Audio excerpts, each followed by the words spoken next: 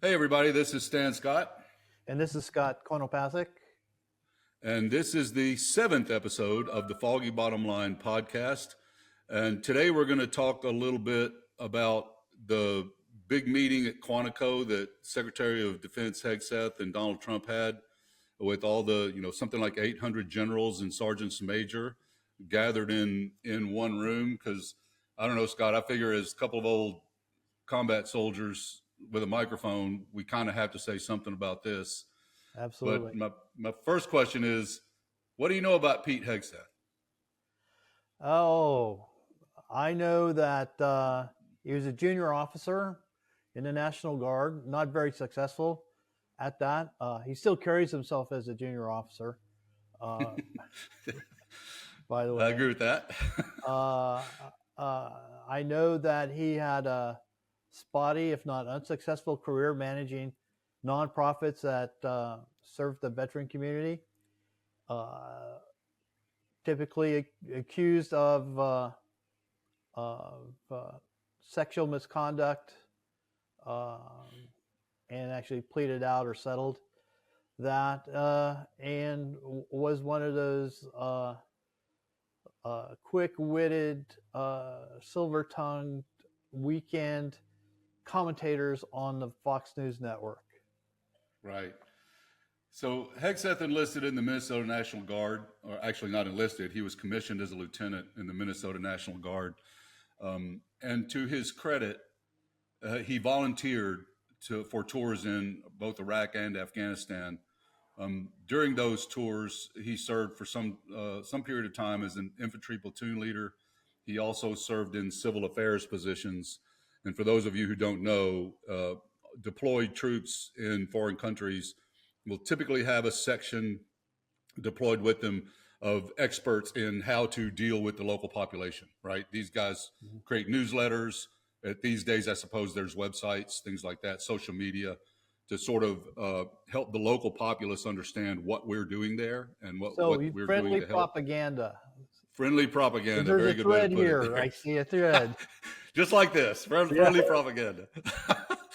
um, and he won 2 Bronze Stars, so you got to give him credit for that. He did volunteer, and he won a couple of Bronze Stars, so he did serve honorably in 2 basically combat tours in foreign countries and war zones.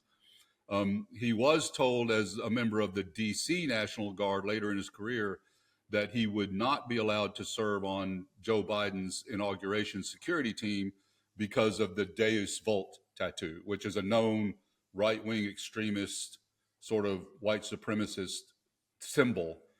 And one of his guard colleagues said, "Wait a minute, this guy might be an insider threat, so he shouldn't be on this particular security team." And then shortly after that, he left the guard as a major. Then, like you said, Scott, he did some time in veterans organizations. Allegedly, these were really just grifts. And if you're in Virginia, some years ago, you may have gotten phone calls from an organization that was basically calling people raising money for a veterans organization and for police organizations, and they kept all the money. They just kept it all, and that led to some legislation, if I remember correctly, that banned doing that here in Virginia, at least. And then there have been some sexual assault accusations, and of course, right before he took over as SecDef, he was a Fox News commentator, and that's presumably where Donald Trump noticed him and thought, "Hey, this guy would be good." So these people call 800 commanding generals from all over the world to sit in an auditorium in Quantico and listen to Hegseth and then Donald Trump speak. Because, of course, Donald Trump, you can't get all these people in one room and Donald Trump's not going to show up and say something, right? Uh, there were sergeants major in the room. So what do you think of that? What's the first thing that pops in your head when you heard that was going to happen? I couldn't believe it. I thought maybe we were going to announce World War III or something.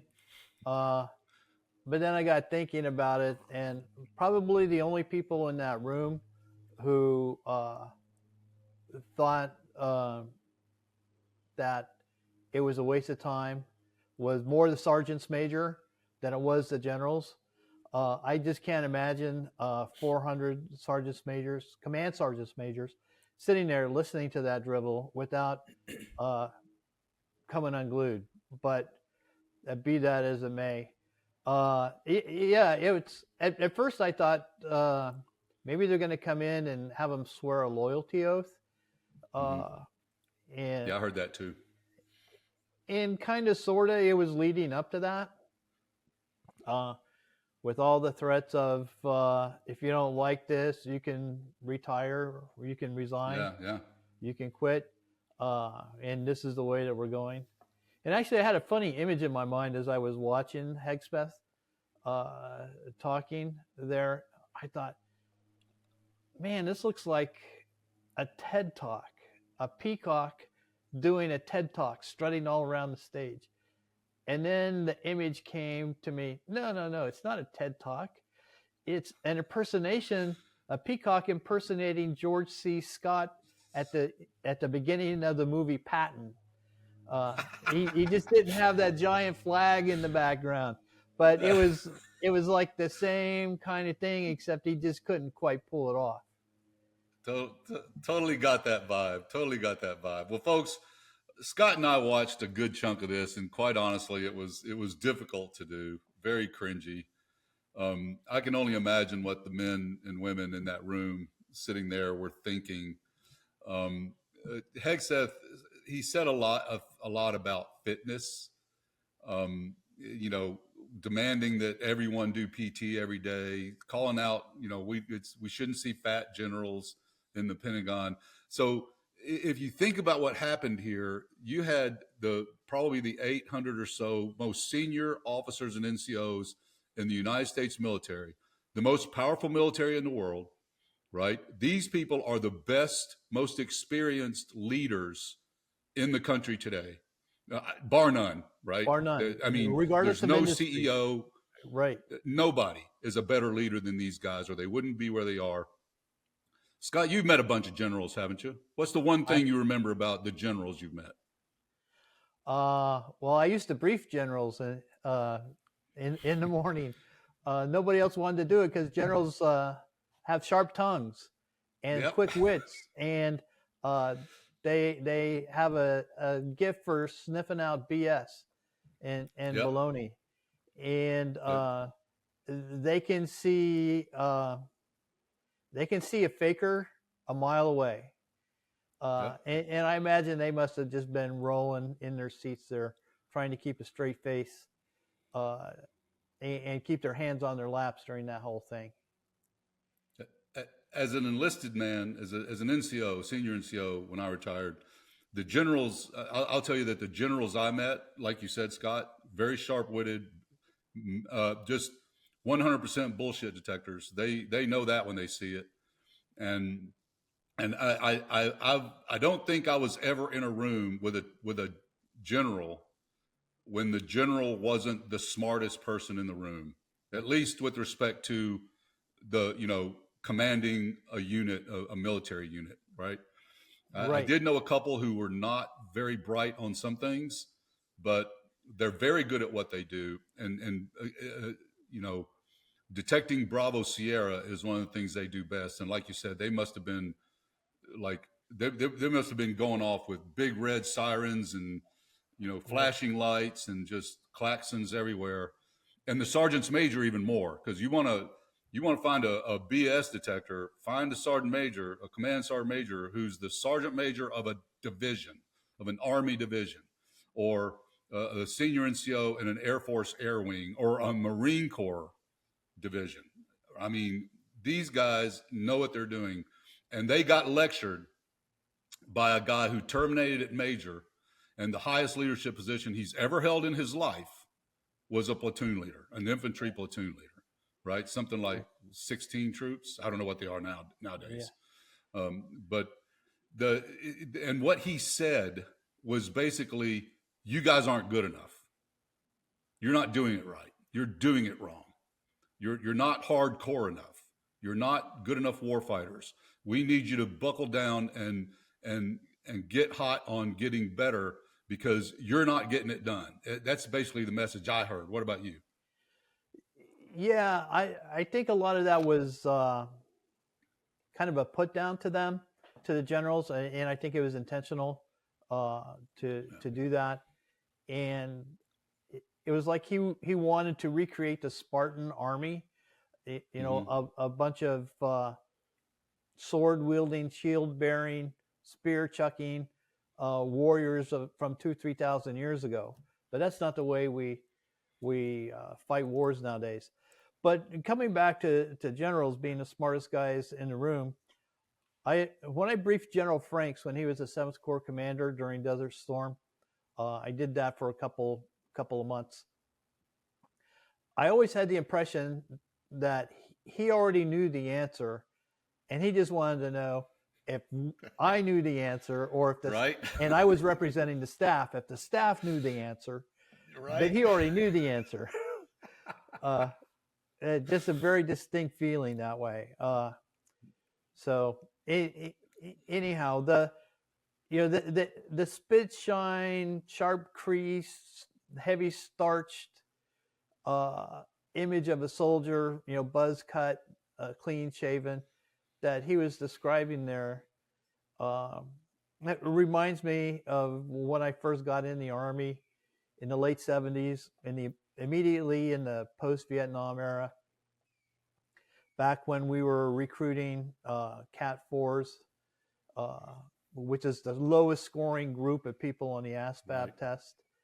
Um, and we lost all of our combat experience, and there was no real threats of us going to war. So the metric of how good of a soldier are you had to Mm-hmm. do with how spit shined your boots were, how strack you looked, Right. yeah, how you carried yourself, and it had nothing to do with an ability to perform uh, the to perform your job, to perform the combat task. And after Desert Storm, that changed. I mean, we started focusing. I got the sense anyway that we start focusing more on the substantive rather than the superficial in terms of uh, what we expect out of a fighting man or woman. Right. And it sounds like Pete wants to take us back to appearances being the indicator of how good of a warrior you are. Well, first, let me say I met General Franks. I met Tommy Franks several times when I was on the staff of the Third Infantry Division, and exactly the same impression I got. And the generals I knew, like you said, and Franks was particularly true of him. They often knew the answer before they got the briefing, and they were almost. It was almost as if they were, like you said, checking up to see if the staff understood things the same way they did, and so absolutely nailed it on that one. And and and I would tell you that the I think that what you said about sort of transforming a little bit from Strack, and for those of you who don't know, Strack means like really put together, uniform, perfect, boots, spit, shine, all that stuff.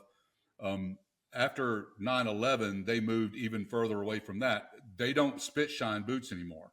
They have those brown. They're much more functional. It's a better boot, and you can't spit shine it, right? So they don't do that anymore. And they moved away from just looking good all the time to making sure they had the war fighting skills, especially when you're fighting fighting a counterinsurgent war. You're right.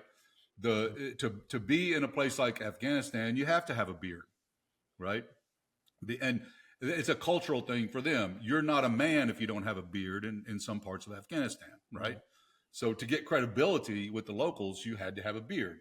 So we have to think about these things as sort of fluid, flexible. We have to be flexible on these things. If you're in garrison, in the rear, at a parade, yeah, you need your spit shine and your strack and all that.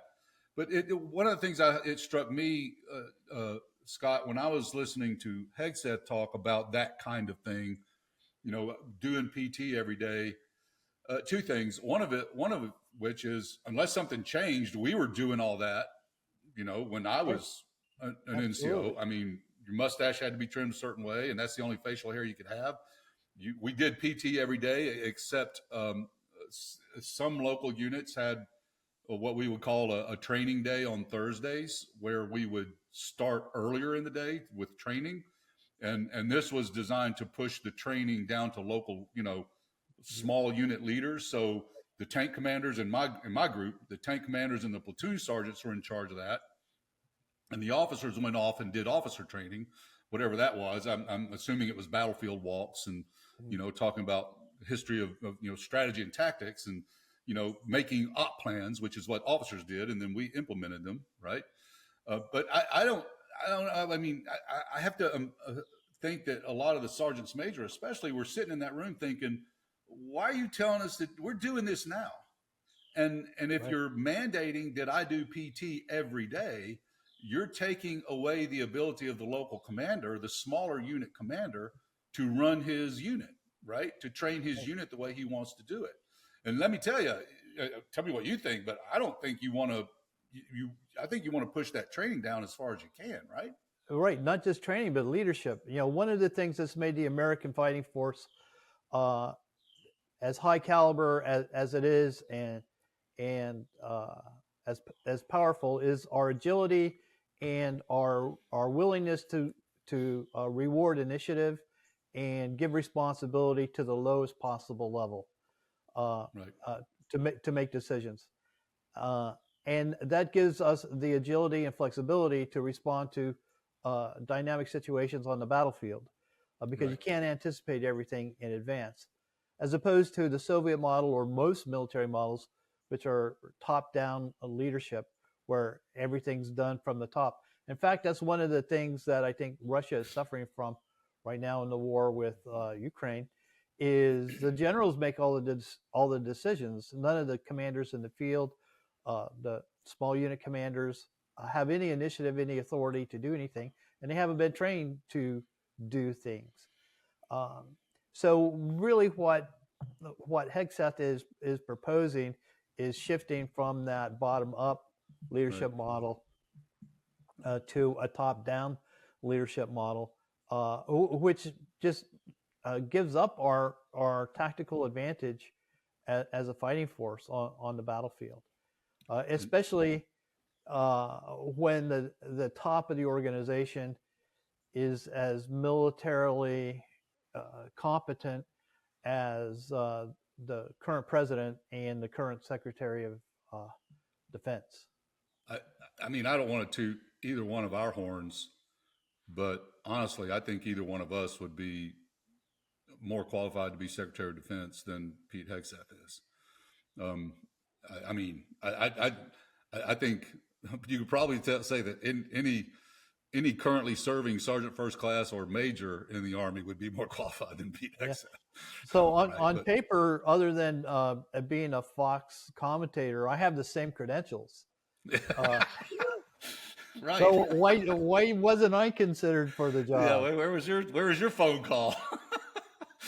And you talk about pushing leadership down and initiative and all that. When I was a platoon sergeant and looking to just figure out which young soldiers should be considered for promotion, that initiative piece was the one we looked at first, right? Who's the guy that sees a problem and then goes and fixes it without asking for permission, just Mm-hmm. goes and does it. Hey, you guys come with me, we're going to go paint this or mow this or Uh-huh. fix this tank or whatever it is, right? But it also, I think this top down model they seem to be bringing on, it also uh, has the potential to disturb one of the other big strengths of the United States military, especially I think all the services, is the NCO Corps, right? This NCO Corps that's trained to lead soldiers in combat, if necessary, without the supervision of an officer. So, I remember in my time, and I can't imagine it's changed much, if at all, the lieutenants and the commanders, the company commander and the platoon leaders told us what they wanted done. And then we got the NCOs together and the soldiers, and we did it. We got it done. Right. And we used our initiative. We practiced it when we did combat training. We practiced, okay, Your platoon leader just got shot, Sergeant Scott. You are now the platoon leader. How are you going to continue to execute this operations plan? Right? And the commanders would give us the op plan, the operations plan, the basic outline of how they wanted the battle to be. Here's the objective. These are the avenues of approach you're going to use. These are the routes that first platoon is going to use, the second platoon, third platoon.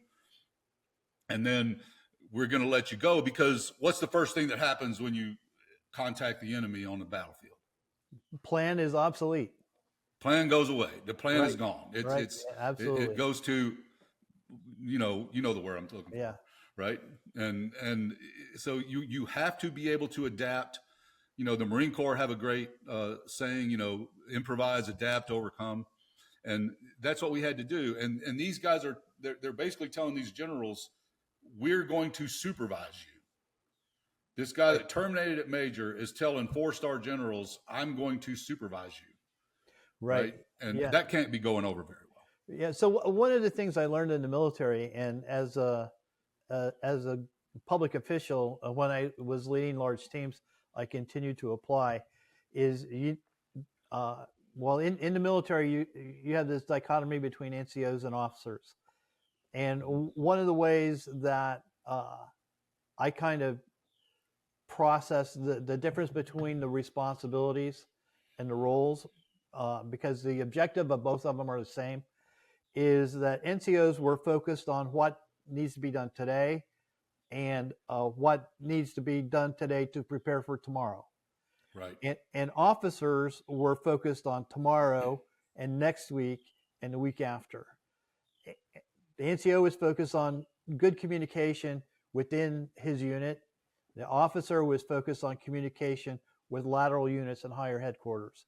Right. So that division of labor in terms of time, I think, is really critical for a successful organization, whether it's military or even a civilian organization. And when you have the person at the top trying to manage the day-to-day operations, that means nobody's looking into the future. Nobody's ensuring that there's adequate communication among all the parties. No one's Right. anticipating what's going to come next, because everybody's focused on right now. It's a common practice in the civilian world to have everybody just be so focused on doing what needs to be done right then that nobody's thinking about the next day. And Right. the next day you just do the same thing over again. It's just grinding life out, grinding out the operation, never getting ahead, always feeling behind. I've had people tell me that they're just so busy doing the job that they don't have time to have help. Right. Because they're not they haven't organized or anticipated, what that might look like. And I think it's very dangerous for the military to pivot away from this time-proven leadership model and become a top-down and potentially even politicized organization where decisions are made not for their effectiveness or for operational expediency, but for political expediency. Right. And I was really worried coming back to the event this last week. I was really worried that some of the generals and NCOs might be sucked into the political aspect, the political performance that was going on. We've seen the president and Hegseth with troops, not junior troops, get them to start cheering and responding to applause lines and things like that. And I was really worried that that this group might fall into that same trap. And I was very, very reassured that they did not, that they sat there stoically. And that's probably the thing that, the single thing that probably would have bothered Trump the most, is for them not to respond to him. And I've really been gratified in the days since to see all these former generals and former military leaders feel the same way about things as you and I do and have been talking about, and to publicly come out and shame the secretary Right. for his performance, and shake their head in dismay at the president's rambling performance. And that's a good segue from Hegseth to Trump. And just to circle back a little bit, you expressed earlier on a worry that they were going to try to get some kind of loyalty oath, and in a way, they did. Hegseth most explicitly when he said, "If you don't agree with any of this, you can resign right now." Right. But then Trump got up there. I agree. I think that he was a little bit dismayed. Well, Hegseth was dismayed when they didn't respond to the FAFO, Uh-huh. right? And he even said some of your soldiers may can translate that for you. Like these 4-stars don't know what that means, Right. right? And then Trump started, basically rambling, and it boggled my mind. First of all, that the president of the United States would talk like that in any context ever, right? The way he just rambled, and I'm not going to try to imitate the guy because it's just too easy sometimes. But it was a rambling, incoherent mess of a speech that basically culminated in we're at war with our own people. Right. The enemy right? From within. Yeah. The enemy is in our cities, and you can practice on them, right? And it was both scary and hilarious at the same time in a way, right? Right. Yeah. As I've been processing this and thinking about the response of the generals, I think this was a perfect context for them to start thinking and drawing conclusions about what's a lawful order and what's not a lawful order. Yep. These are the clowns that are going to be delivering the orders. Yep. Are they lawful orders, which is a little bit different than legal, but also are they legal orders? Are they constitutional orders? And I think right. that this event was a prompt for each one of those generals and command sergeants major to go through in their own mind and make up their own decision on what their criteria will be to have to make that determination of whether or not I follow this order, if it's lawful or not. And I think that's really poignant because normally military officers don't think about those things. You just right. assume that you're going to receive lawful orders, legal right. orders. Yeah, good point. But this was a wake-up call. If they hadn't already been thinking about that, now they had to. Right. Because the president was talking about turning federal troops against its own citizens for make-believe issues. And let me tell you, you may find that some of the younger troops, right? They're probably a non-trivial number of enlisted men, including some young NCOs out there who are in their mid to late 20s, right? Who are steeped in the Fox News propaganda. They're steeped in the Joe Rogan experience. They may be a little bit radicalized to the right a little bit.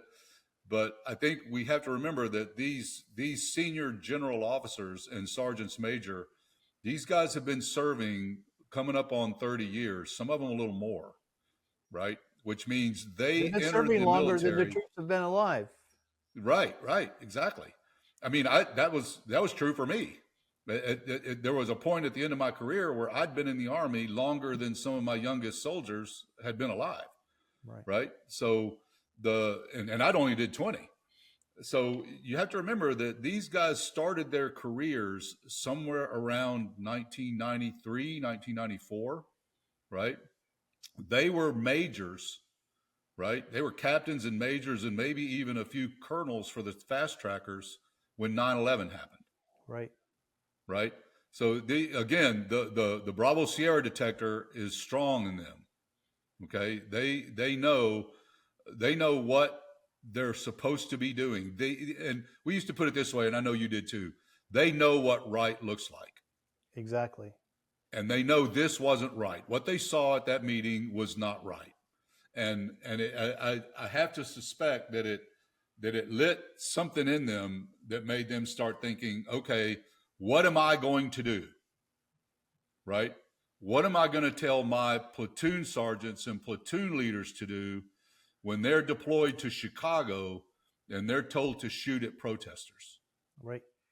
Yeah. Right? And I think some of them will do it. right. There's no doubt that there are some out there, even at the 4-star level or 2 or 3-star level, who will do that because either they think it's necessary or they're afraid to push back, one or the other. Right. But at the end of the day, these guys don't buy into one of the problems we have in the U.S. right now is, and you can see this on LinkedIn, you can see this on Facebook. I know some of the comments you get on your campaign Facebook page. There are people out there who believe things that simply are not true. Right. There are people out there that literally believe that Portland, Oregon is on fire because Antifa is bombing ICE agent buildings, right? I've got family members who live there, and it just isn't true. It's a pretty cool city. A lot of homelessness. They need to resolve that, but it's a pretty cool city. Great food scene, great art scene, great coffee scene. But it's not on fire, and you don't need the National Guard there to solve any problem because crime is going down in these cities, and these generals know that. They're not fooled by the propaganda on Fox. They're not your 70-year-old grandfather who sits in the recliner all day watching Fox News and thinking the world's going to hell in a handbasket. Because I mean, there are some problems, but it's not like that. It's not so bad that we need to deploy military forces to our inner cities to keep the peace. And in some ways, that's a good way to start a problem. Right. If you think about it, right? Absolutely. Yeah.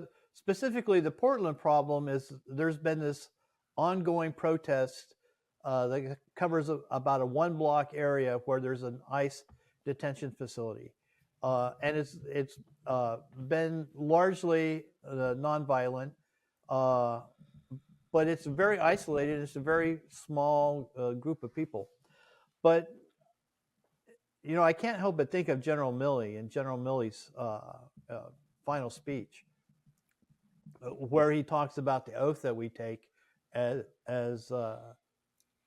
soldiers.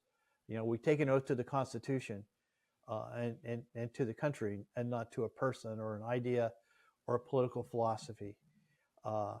And I happened to see a little reel on Facebook of a veteran like us outside the Union Station in D.C., where the National Guard have been deployed for the last few weeks. Playing with a loudspeaker, playing over and over and over again General Milley's speech to those young troops. And like on the second day that, or after the second day that he did that, the guard disappeared. They weren't there anymore. I don't know if there was a relationship or not, but I think General Milley has done a great service to all current former members of the military by reminding us of what that oath is and having the courage to speak it and to live it, even in the face of persecution and maybe even prosecution before it's all said and done. And I can't help but hope and wonder if those generals and sergeants major were thinking of General Milley and General Milley's speech as they left that confab. Yeah, I think that, and remember that no small number of these leaders were good friends and colleagues with General Milley, right? They knew him, they know him personally, right? They talked to him. even today. Just because he's retired doesn't mean he doesn't keep those connections alive. Mm. And so the generals you talked about earlier who have spoken up about this, these general officers and these sergeants major, it's a community that sticks together and they talk to each other. They don't just vanish into thin air. They don't all go off to Tahiti to retire. They stay active. They stay active in the community. The Association of the U.S. Army, Veterans of Foreign Wars, the American Legion, all of these kinds of organizations where they work to protect the image of the institution of the United States military. They work to protect veterans, the people who have served under them, right? One of the things as a leader is that you never stop caring about the people who followed you into combat or training or in a military unit. You want them to succeed. You want to help them succeed. You want to protect them you want to continue to protect them from the Bravo Sierra that always rolls downhill, right? And I think that we can hope at least that these folks are talking to each other and that they're thinking about what next steps would look like if this really should go off the rails. And I think we're at about 35 minutes, so I think that might be a good place to start winding this up. So because I think the Milley speech, it's really hard to find a way to say that better, more effectively than he did. And again, that just tells you what kind of people these are that they were talking to, right? It's really important to understand what kind of human beings were in that room.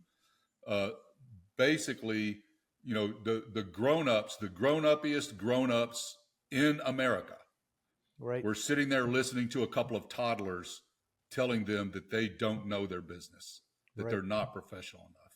And that cannot have landed well at all, right? Right. Right. So, Yep. as to a certain extent, I'm kind of speechless about where we find ourselves here. General Milley has been accused of being a partisan, but it's worth reminding everyone that when he delivered that speech, Trump was not president, and it didn't appear likely that he would become president again. Right. So Milley was speaking not out against Trump as president, but for the type of leader that Trump might represent. And we just happen to see that Trump is living up to all the worst fears that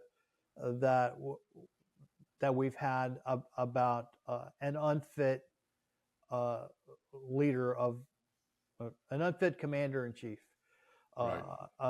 Draft dodging, bad mouthing, self-serving, narcissistic commander in chief. Can I throw any more terms in there? Sure, go ahead. I don't know. Bring out the dictionary. I can't think of any more. I think everybody should know where I'm coming from by now, I think. Yeah, right. And me, I hope. Yeah. Well, I guess my final thought would be to sort of piggyback on what you just said about some people think General Milley is a partisan. And I think he comes across that way because he disagreed on some issues very important to him. And he spoke out loud about his thoughts on what these folks were doing and what they could potentially do. And I think one of the problems we have now is that we think anytime someone disagrees with us, they're on the other side. Right. Right. And, it's possible for me to disagree with Democrats and still be a Democrat. Right. I disagree strongly with some Democrats, but in the great scheme of things, I agree with the values and policies and norms that Democrats support. And I think Milley, what he said sounded bad. It sounded like an attack if you're on the right, if you're a Donald Trump supporter. But what he was really doing was speaking up for the norms and understandings and values and ethics of the warrior creed that he led for some 30 odd years as an army officer, and a soldier. And that is non-negotiable for people like us. It's non-negotiable for Millie. It's non-negotiable for you. It's non-negotiable for me. I am never going to betray those values. I'm never going to do it. I mean, we have to have that honesty and integrity that we lived for all those years, and it shaped us as people, and it shaped Millie as people. And I'm sorry to say, it doesn't appear that it really did shape Hegseth that way, and Trump never gave it a try. So I don't know. Final thoughts before we close out for today? Well, let's just be optimistic about the leadership that we have leading our armed forces. I think they were put to a test, and by all indications, all appearances, they've passed that test in terms, at least in terms of how I would, judge how their response. But I was despairing at the beginning of knowing that the meeting was coming up, but afterwards, I feel a lot more confident in our fellow brothers and sisters in arms who stand true to the oath that they've taken and the values that they defend. And I think all of us should be optimistic that our military leaders are going to do the right things at the right time. I agree. And I would tell you that General Milley was not the only General Milley in the United States Military Officer Corps. Right. He's not the only one that shares those values. And oh, by the way, before we close real quick, we didn't even talk about the security problems involved in putting the 800 most senior American military leaders all in one room, of opportunity, all at the same time, right? Yeah, and this is in an age where nations are taking out military leaders on purpose, right, with targeted strategic attacks. That's something that's happening. Maybe I'll do a spot report on that. Yeah, but, I was wondering if we're going to get some reports of drones flying around Quantico.